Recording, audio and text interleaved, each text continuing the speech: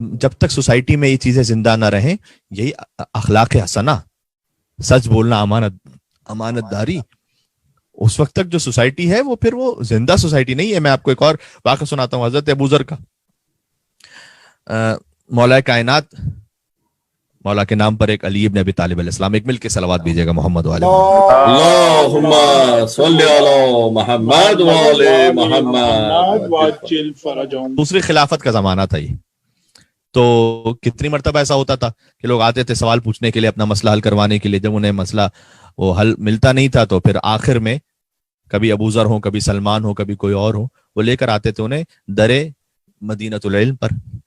تو وہاں سے جا کے چونکہ مسئلہ حل ہوگا، ظاہر ہے کہ مشکل کشائے کائنات ہیں، حلال مشکلات ہیں علی ابن ابی طالب علیہ السلام. کیا کہنے تم، سبحان اللہ سبحان تو اسی خاطر تو ہے کہ بار بار انہوں نے کہا کہ علی نہ ہوتے تو میں ہلاک ہو جاتا. اللہ. بے شک. اور یہ بھی اب تک خوش فہمی رہی ان کی کہ وہ ہلاک نہیں ہوئے. علی نہ ہو، واہ واہ واہ واہ. اس سے زیادہ تو اردو میں آسان بول نہیں سکتا کوئی. کیا کہنے کیا کہنے. سبحان اللہ سبحان اللہ. سبحان اللہ سبحان. تو برائے عظمت سرکار مشکل کشا بلند تر صلوات. اللہم صلی علی محمد والے محمد. وعجل فرجهم. یہ زمانہ جا کے دیکھے تو صحیح، جو بوت اور آپ کے قدموں کی خاک ہو جاتا، قسم خدا کی وہی شخص پاک ہو جاتا. قسم خدا کی وہی شخص پاک ہو جاتا. اور یہ بات کس نے کہی؟ پوچھئے مورخ سے کہ علی نہ ہوتے تو میں بھی ہلاک ہو جاتا. ارے کیا کہنے تم. واہ واہ واہ واہ. نعرہ حیدری یا علی.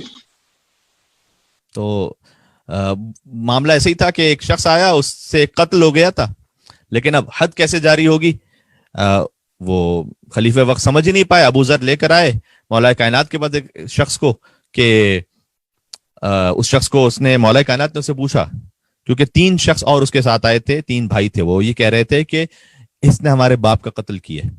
اچھا، وہ یہ کہہ رہا تھا کہ وجہ یہ ہے کہ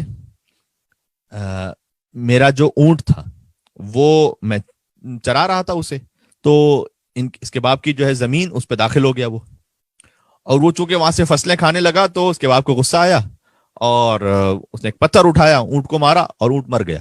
اب اونٹ جو ہے وہ بہت قیمتی شے ہوتی تھی عربوں میں. کہتے مجھے اس وقت غصہ آ گیا، میں نے بھی پتھر اٹھایا، اس کے باپ کو سامنے سے مارا، اس کا باپ بھی مر گیا. تو مولا نے کہا کہ بہرحال چونکہ تو نے قتل عمد کیا ہے تو یہ قتل عمد معاف تو نہیں ہے، تو حد جاری ہوگی. تو شخص نے کہا کہ اچھا اے مولا، مجھے بس اتنی مہلت دے دیجئے، ٹھیک ہے کہ حد جاری ہوگی، مجھے 3 دن کی مہلت دے دیں، اس لیے کہ جو میرا اپنا باپ ہے وہ بھی مر چکا ہے، وہ زمین میں ایک جگہ خزانہ چھپا کر گیا تھا. بینکس تو ہوتے نہیں تھے، تو جو خزانے چھپائے جاتے تھے وہ زمینوں کے اندر کہیں ایسی جگہ پر کہ کسی کو پتہ نہ چل سکے، تو خزانہ چھپا کے گیا. میرے بھائی کو اس کا پتہ نہیں ہے. اگر میں آج یہاں پر مجھ پر حد جاری ہو گئی اور مجھے مار دیا گیا تو وہ خزانہ، اس سے میرا بھائی محروم ہو جائے گا کہ وراثت میں اس کا حق ہے، اور وہ خزانہ ضائع ہو جائے گا. لہذا مجھے مہلت دیں، میں 3 دن کا سفر ہے، جاؤں گا آؤں گا، اپنے بھائی کو بتلا دوں گا کہ وہ خزانہ کہاں پر ہے، اور اس کے بعد حد جاری کر دیجیے گا.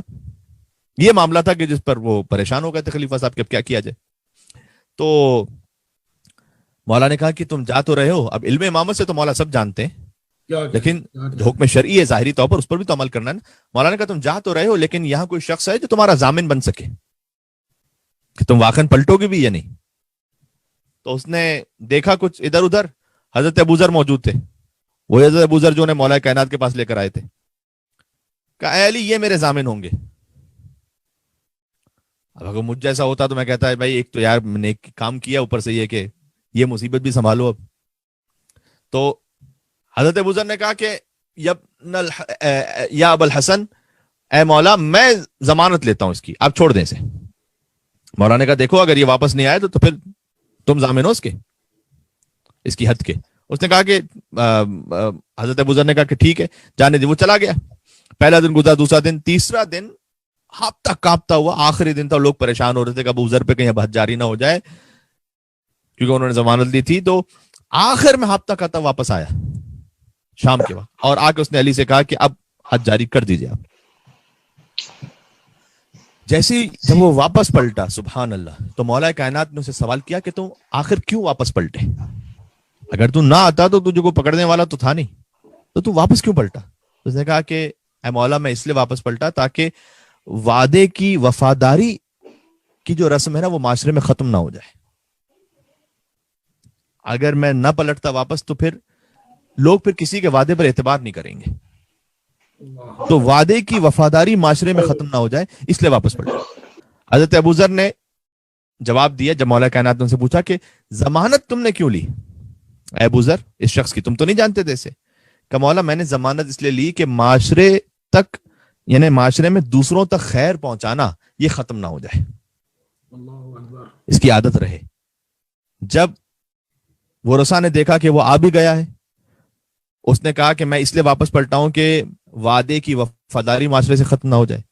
ابو ذر نے کہا کہ میں نے ضمانت اس لیے لی کہ دوسروں تک خیر پہنچانا معاشرے میں ختم نہ ہو جائے. ورثہ کہتے ہیں کہ یا امیر المومن ہم نے اسے معاف کیا. مولا نے کہا کہ تم نے کیوں معاف کیا؟ کہ مولا تاکہ بخشش اور درگزر معاشرے سے ختم نہ ہو جائے. کیا کہنا ہے قبلہ، سبحان اللہ سبحان اللہ. اور ہمارے یعنی دینداری یہ سب کچھ ہمیں دینداری سکھلا رہی ہے. ایک شخص کے جو گھر کے باہر اچھا ہے لیکن گھر کے اندر اپنی بیوی کے اخلاق اس سے بہت خراب ہے، وہ دیندار نہیں ہے. بچے اس سے خوف کھاتے ہیں، وہ دیندار نہیں. کتنے لوگ ہوتے ہیں ہم سے کہتے ہیں کہ مولانا صاحب ہمارے والد صاحب بہت اچھی نمازیں پڑھتے ہیں، بظاہر عبادت گزار بھی بہت ہے، لیکن جیسے گھر کے اندر داخل ہوتے ہیں تب سب کانپنے لگتے ہیں، ایسے کہ جیسے مثلا نعوذ باللہ کوئی شمر آ گئے، صدام آ گیا کوئی نہیں جانے گرامی. اور بالخصوص جو دیکھیں مولا کائنات کے وجود کی برکت تھی کہ وہ ایک شخص جس نے گناہ کر بھی لیا تھا لیکن اس نے وعدے کی وفاداری کی. ابو ذر نے ضمانت لی تاکہ خیر معاشرے تک پہنچتا رہے، وہ ورثہ نے معاف کر دیا تاکہ بخشش درگزر رہے.